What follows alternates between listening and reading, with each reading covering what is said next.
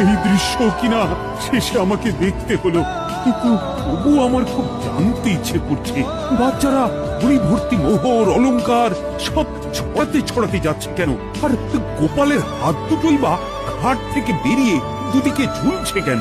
মহারাজ, আর একটা ব্যাপার কি আপনি লক্ষ্য করেছেন? কি বলো তো? গোপালের দেহ হারা কাঁধে করে নিয়ে যাচ্ছে। হ্যাঁ হ্যাঁ, ওই তো মন্ত্রী, সেনাপতি, জ্যোতিষী আর পণ্ডিত। আসলে গোপালের এই শেষ যাত্রা আমাদের কিছু শিক্ষা দিয়ে যাচ্ছে মহারাজ।